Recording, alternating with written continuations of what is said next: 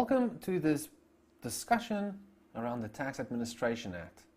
The Tax Administration Act is the act that basically tells us and gives us certain rules as to how we go about objecting or appealing decisions made by SARS, how we determine if there's penalties if we don't pay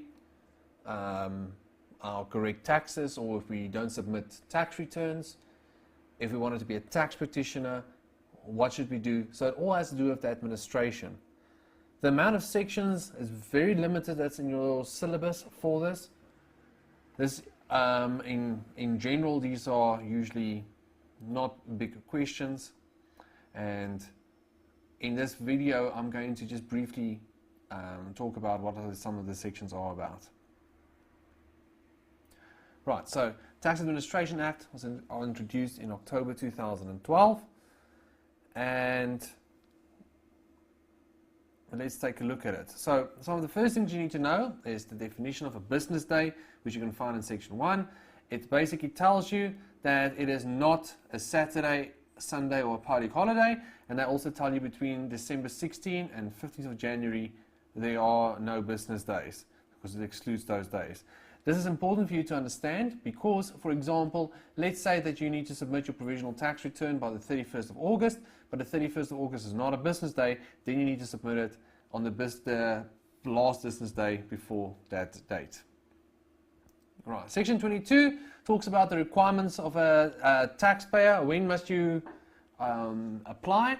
So it says a person who is obliged to apply who may voluntarily apply. So if you have an option, so for example, let's say you want to be a VAT vendor.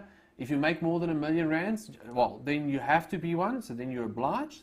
But let's say you make 600,000, then you can voluntarily choose to be a VAT vendor. So you may voluntarily act to do it. So they say you can register with SARS. They tell you a person applying for registration must apply within the period which the Act tells you. So if the Act tells you when to register, if that specific section of whatever tax you are registering for, if they tell you when to register, then you must do it in terms of that. And if there's no such period given, it must be 21 business days once you've become obliged to do so. You must apply for taxes in a prescribed formal manner to register, and you may need to submit documents to SARS. So you can see this is very standard, and usually the process is quite prompted when you do it.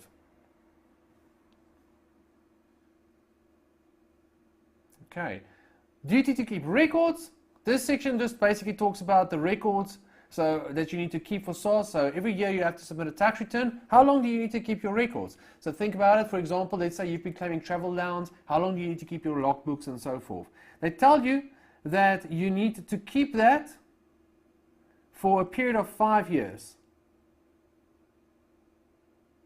Right, there's a whole big discussion you have to read through, but in short, the period is 5 years. Section 99 talks about the period during which SARS may issue assessments. Now, remember there are certain situations, we get two types of assessments, basically, that I'm going to talk about here. We get a self-assessment, and we get an assessment which is performed by SARS. So, an assessment which is performed by SARS is, for example, when you submit your tax return at the end of the year, yes, you fill it in and you say what the answer is, but SARS must assess you. So SARS makes the assessment and say, based on what you've submitted, this is how much tax you need to pay us. That's an assessment made by SARS. If you do a VAT return, you complete your VAT return, you calculate output to input tax, and you immediately submit that to SARS and you have to pay across the output tax. That is a self-assessment. Okay, so I'm just pointing that out to you because you'll see they talk about the two different ones. So they say, SARS may not make an assessment 3 years after the date of the original assessment. So let's say SARS assesses you for income tax. 3 years after they have assessed you, they can't change that assessment. Right? There are exceptions, we'll see in a second. If it's in a self-assessment, then the period is 5 years. So you can see there's a bit longer time because SARS is not involved, you have to assess yourself. Right. They tell you that it will not apply. So they won't extend and they won't have these assessments. This period here of 3 years and 5 years will not apply in the case of an assessment by SARS, if SARS makes it. If the reason why they didn't assess you, so let's just quickly go back. So let's say, just for the sake of argument, let's say in 2015 SARS assessed you.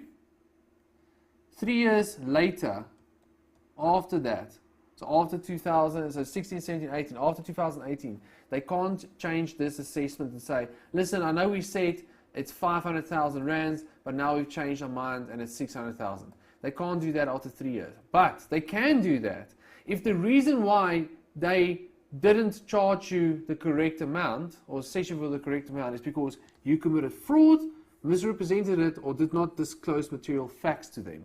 So for example, so what they're basically saying is if you lied to SARS, or you didn't give them all the information, or you didn't give them all, or you misrepresented it, then SARS obviously couldn't assess you correctly. So then that limit does not apply.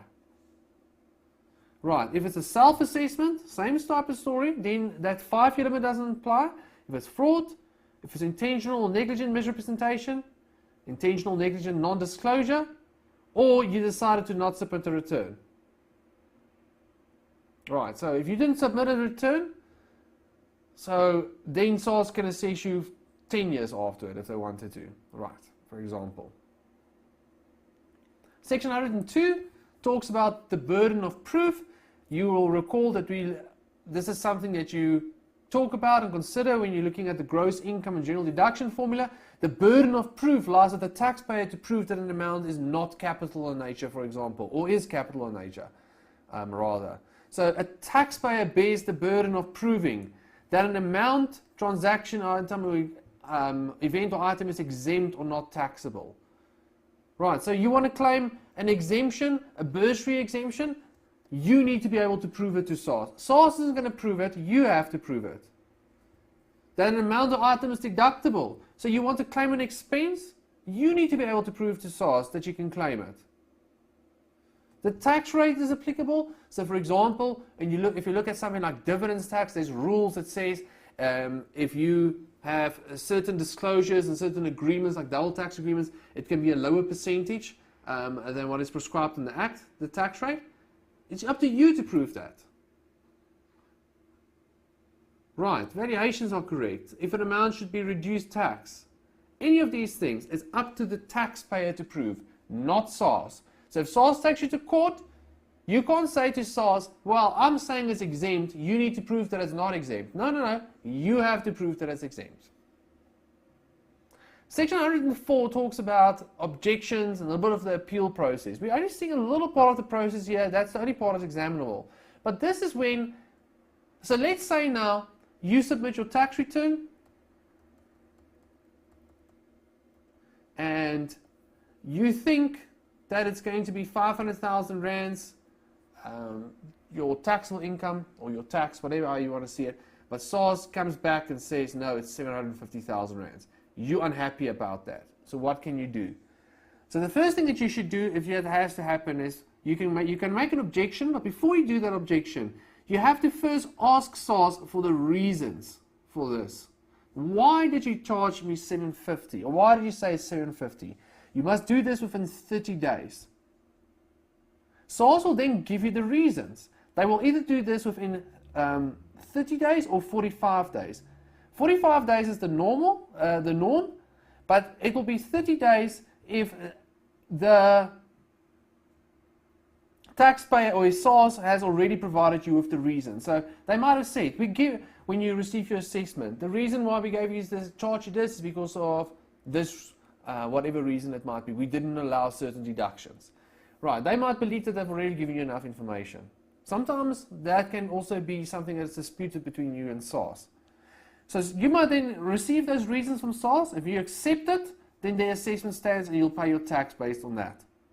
If you don't accept it, then you can lodge an objection with SARS. So you say, I'm not happy with the 750,000, I want to take it further. You must do that within 30 days. So that you'll have to give SARS the reasons for it. You have to explain. There's a couple of rules around it which you have to explain, and information you have to give. You have to say, this is why I disagree, this is the reasons why, this is the documents, some supporting documentation. You have to give information. You have 30 days to do that. Now obviously guys, depending on the complexity of the situation, it might take longer. So you can approach SARS to extend it past those 30 days if there are exceptional circumstances. So for example, let's say during the coronavirus lockdown, some of the information cannot be had within 30 days. That's, for example, an exceptional situation. Right. It might also be that there is a general change, general practice prevailing at the time. So basically what this means is, let's say in 2015 when you submitted this return, there was a certain way of doing things. SARS allowed certain things, for example, even though it's not officially in the Act. A couple of years later, you based your reliance on that. A couple of years later, they reassess you for that, because remember, they have a period of time to do that. They can reassess you, and it's based on a change there, right? Those things then SARS can also extend it. Just one quick comment also, you'll see guys, when you are reading through this section, there will be reference to rules. You'll see them talking about the rules. The word rules. Rules 6 and 7 in this case is what they refer to. Rules 6 and 7 were published in the Government Gazette, right, in General Notice 550, Government Gazette number 37819, and you can find an extract of this in the Tax Admin Act.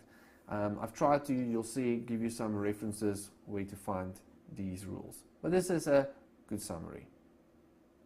So, you've now, this 750,000 rands tax that you have to pay, let's say, you want to object to that. So, should you pay that? Let's say this is VAT, for example. Right, should you pay that? Section 164 says, even if you've objected or appealed to something, you are still liable to pay it. So there's usually a tax deadline for when you need to pay something, like for example, the 7th of the month for pay as you earn. Right, I'm just using it as an example. So if you don't pay those taxes by that date, they will still raise penalties on you. So even though you've raised an objection or appeal.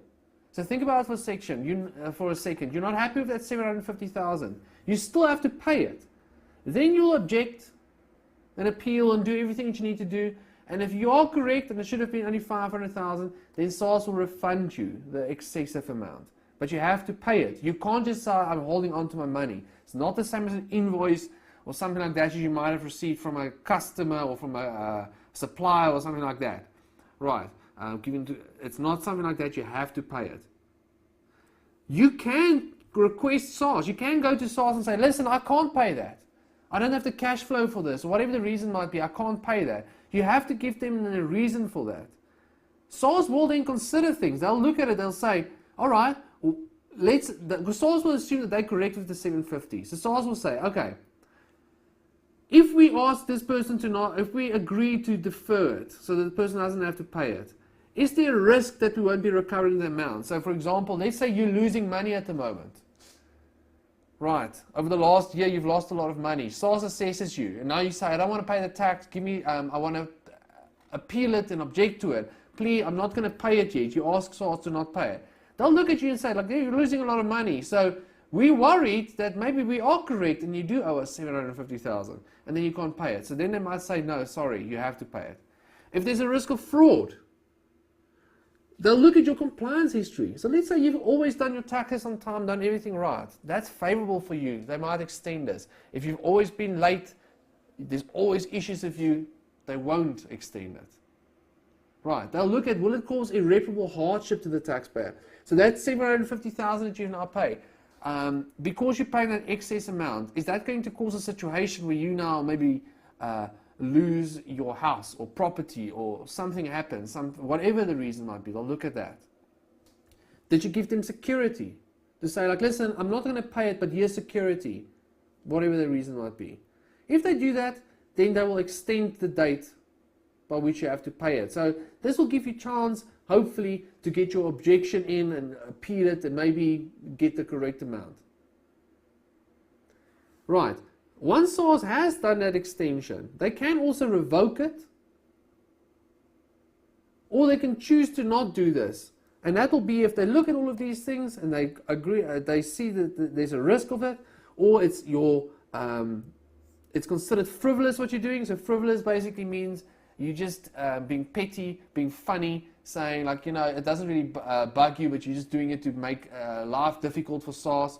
If it's deliberately for dilatory tactics, so you're trying to delay the payment, this is what we always see also, what we always joke about and see with courts and people going to court, how they delay it. If you try and do those type of things and the SARS officials believe that that's what you're trying to do, they won't extend it. So then you still have to pay your taxes, even though you've appealed it.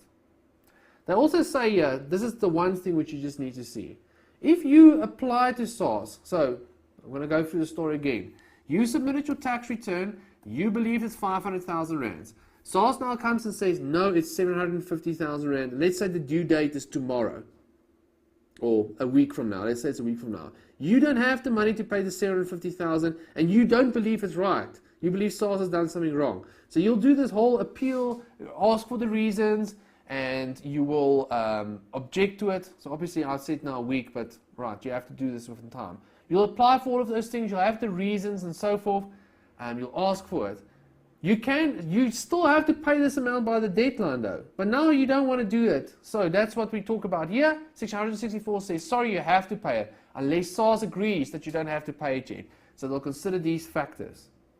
But from the period that you've applied to delay it under this section, SARS may not, for a period of 10 days, institute proceedings to recover the amount from you.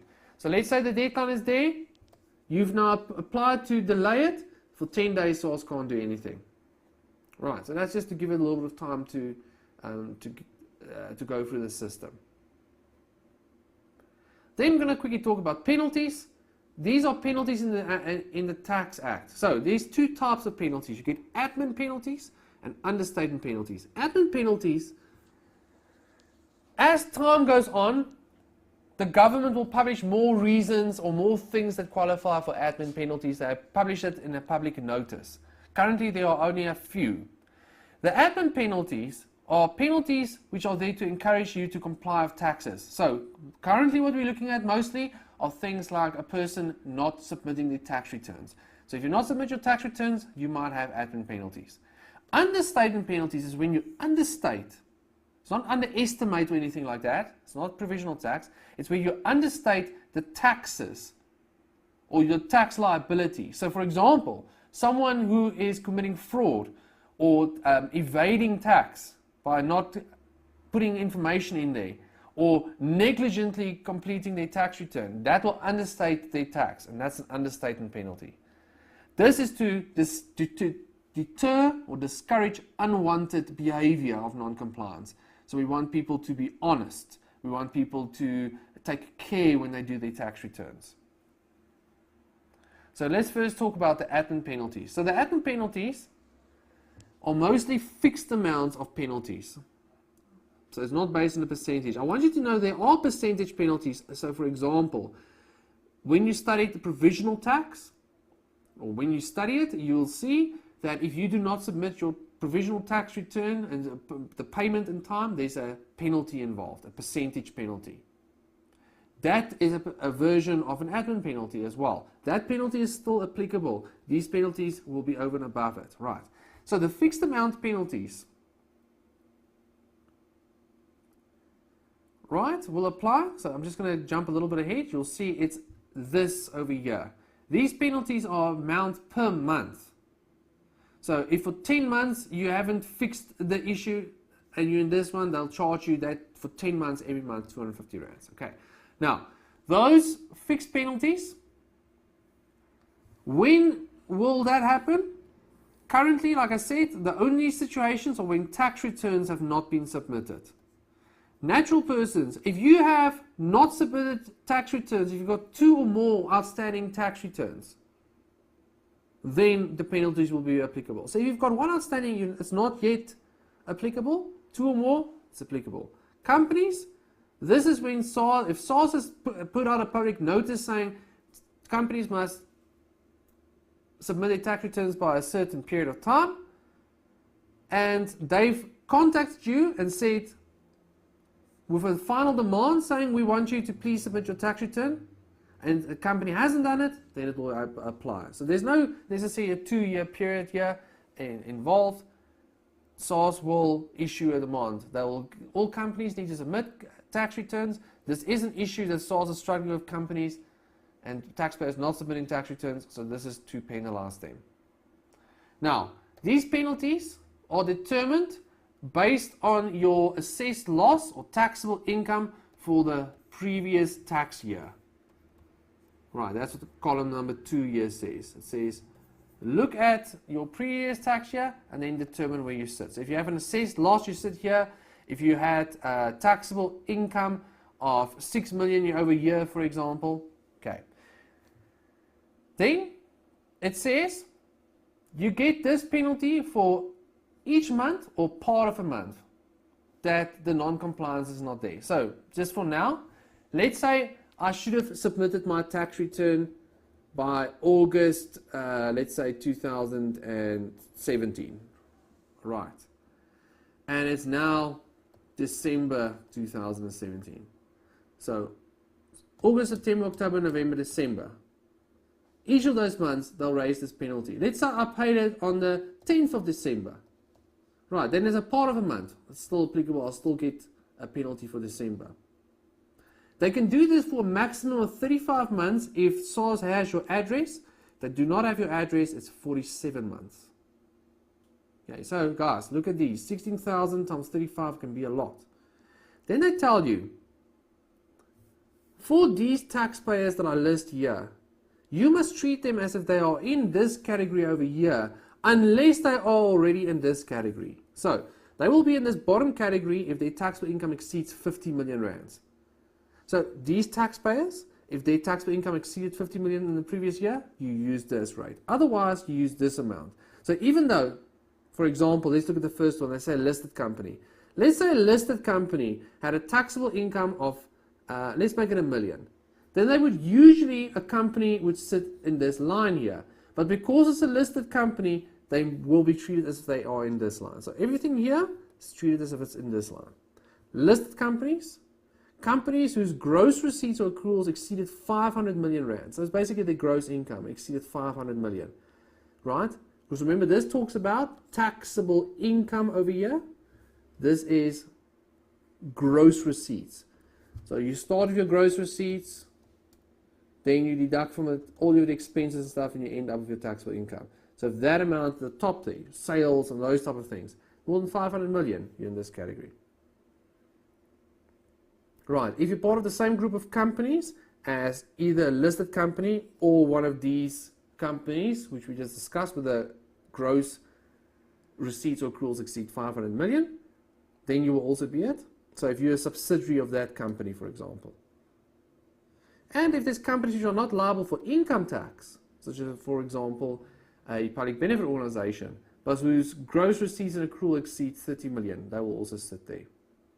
Then guys, you can read through these sections over here. This talks about remittance. Remittance is when SARS will give you certain situations where they've charged you a penalty, but they will write it off or write part of it off. Section 221 to 224 is then the understatement penalty. Now these ones are a little bit more severe. An understatement penalty is when the tax behavior is not great at all.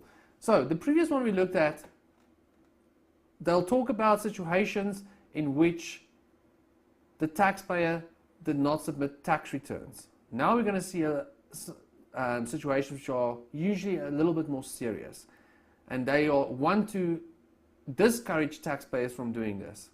So the first thing I want you to understand is this is important. This section will not apply if you made a bona fide inadvertent error. Inadvertent means unintentional, you didn't know. So if there's a genuine mistake, and SARS is happy as a genuine mistake, this will not apply. So you can see what they're really trying to target here is how a taxpayer's behavior towards tax. In fact, they basically tell you they will compare your behavior to that of a reasonable person in a similar situation. So they'll say, you did this. What would a reasonable person on the street, an ordinary person, have done in the same situation? Would they have also not submitted this amount? Would they have also made this statement that you made? They'll look at that. Okay, so first thing I want you to understand, so this is usually where we're now deliberately or negligently doing something. The definition of an understatement is given to you in section 221. It's things like, if you did not submit a tax return. Now I know you'll say to me, but we just discussed that above. That's correct. Right? So you'll get this penalty and potentially, and this penalty over the fixed penalty here. Because the fixed penalty is on a monthly basis and this understatement is once off. Right. If you omitted information from tax returns, so you didn't declare some income. If you made incorrect statements, so they ask a question, for example, can you confirm that none of the shareholders have shares in other companies, like for example for a small business corporation, and you say yes, but people do. If there's an impermissible avoidance arrangement, which is something that you study under section 88 to section 80K, if you did not pay the correct amount of tax, if there was no return required, so that's a little bit more exceptional, but there are some situations potentially, not necessarily as common for you guys, but where there's certain amounts that you have to pay to SARS, but you don't have to submit tax returns. Right. How do we calculate this penalty? The penalty is basically calculated on the shortfall and by multiplying that by a certain percentage. Now, this penalty percentage that you multiply it by, I'm just going to show you quickly here, is on this table over here. It goes all the way from 5% to 200%. Right, it's a lot.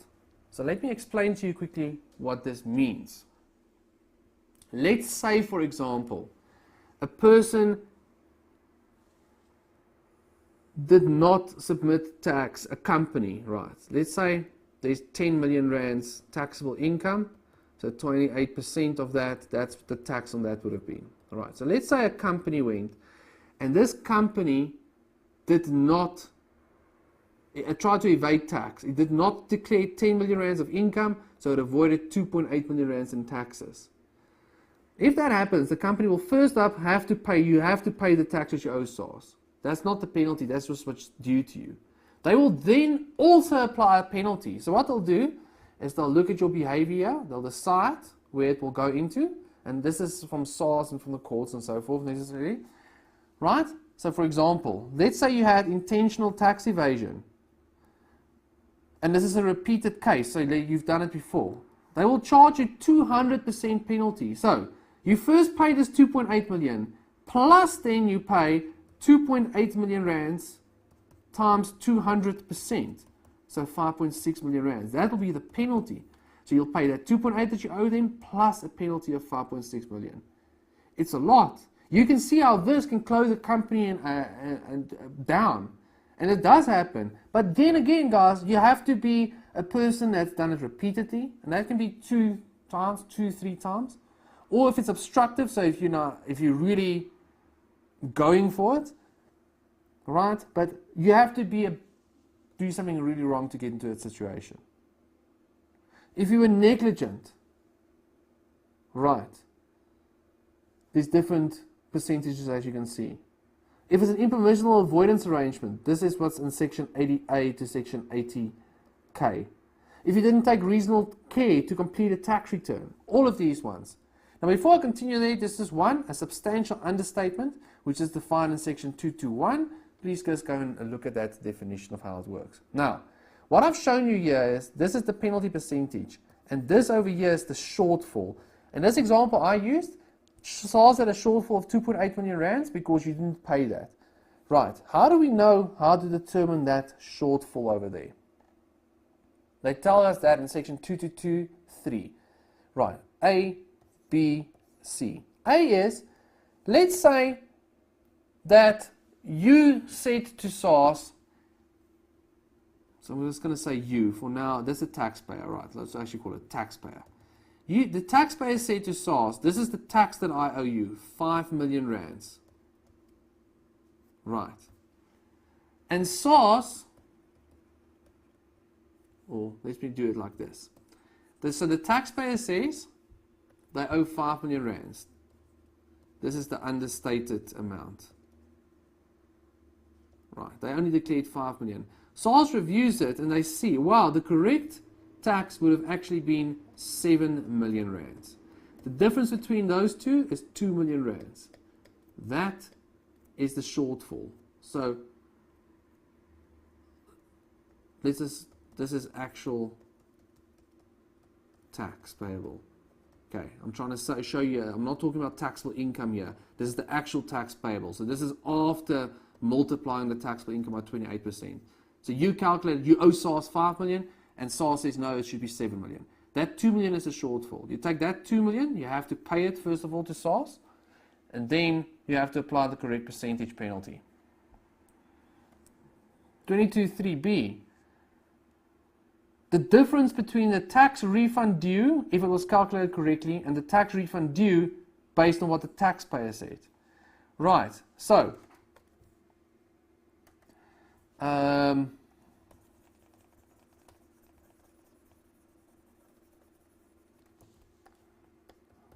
I'm just doing something quickly. So let's say tax per tables, you've calculated that. I just want to show you. So taxable income. Let's say it's a natural person. Taxable income is calculated. We calculate the tax with the tables. We deduct our rebates. Right. And so forth. We get to our normal tax. Let's say it's 100,000. Okay.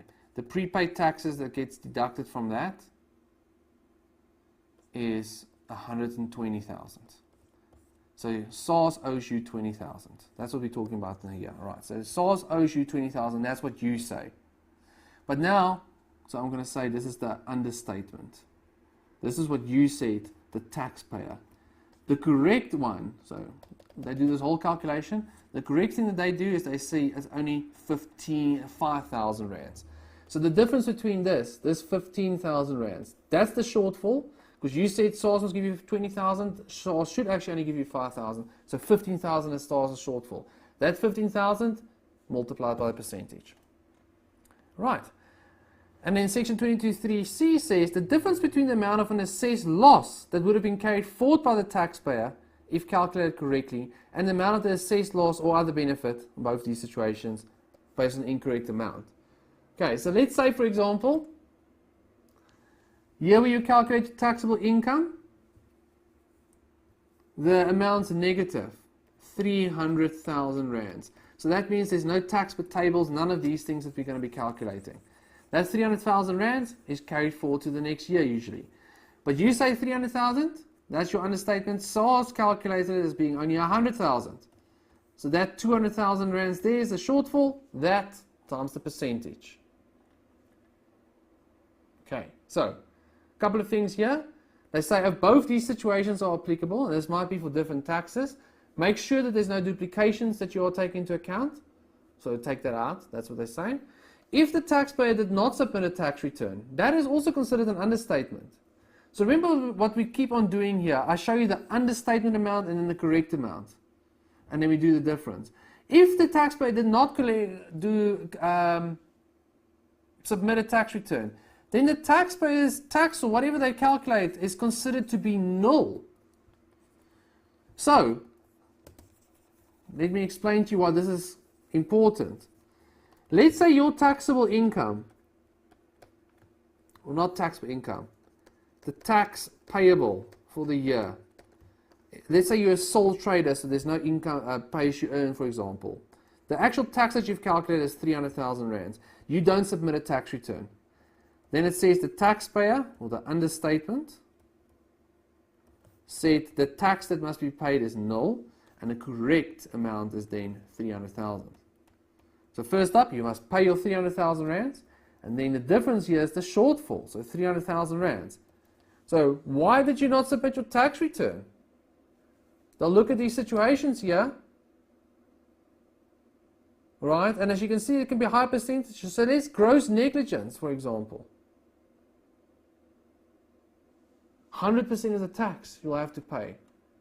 So you'll pay, for example, the 300,000 and then an extra 300,000 if you fall in that category. Now, I'm not going to tell you how to do these type of categories, guys. That should be given and discussed with you more in an exam situation. Tax practitioners, section 239 to 234. Wow, that seems a bit strange there.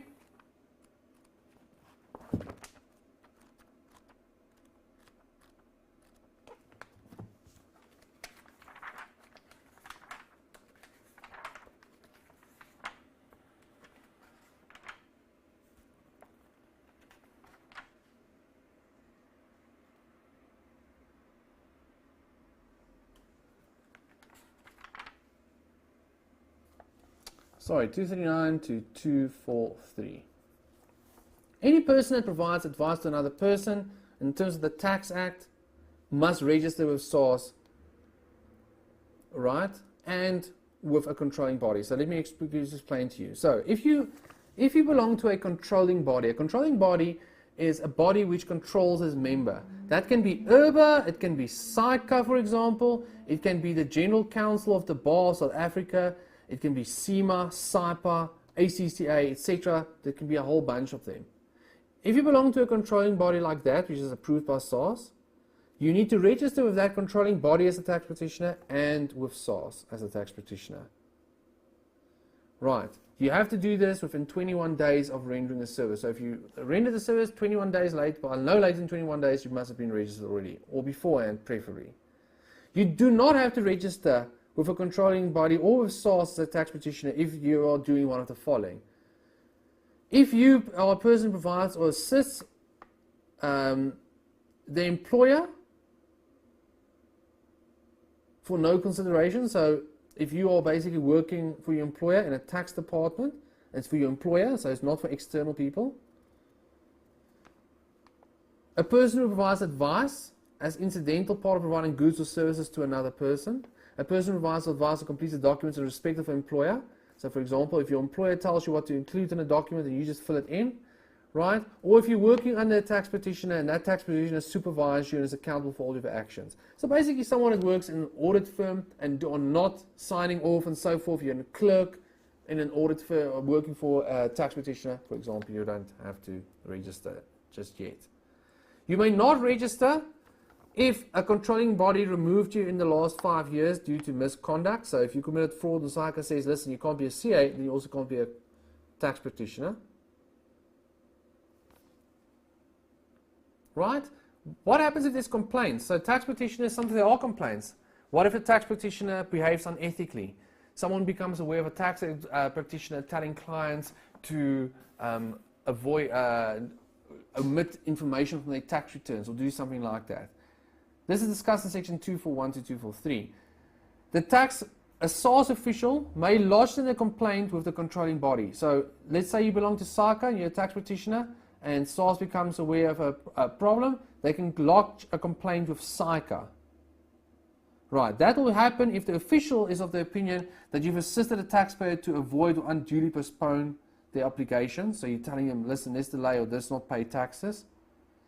If you were negligent, or if you contravened any rule of conduct, this is committing fraud, lying. The SARS official will first or must first disclose it to the tax practitioner and the taxpayer involved. So if you've been doing work for a client, for example, and you're the tax practitioner and you've been doing something wrong, lying or something, committing fraud with the client or telling the client to lie or commit fraud, you and the client will first be warned that this will happen. You can then, or the client can lodge a complaint against SARS within 21 days. Right? If you don't lodge this complaint against this action, so you say to SARS, listen, so let's say, for example, SARS believes that you've done something wrong and you haven't. Then obviously you can respond and say, no, you're misunderstanding, this is what happened.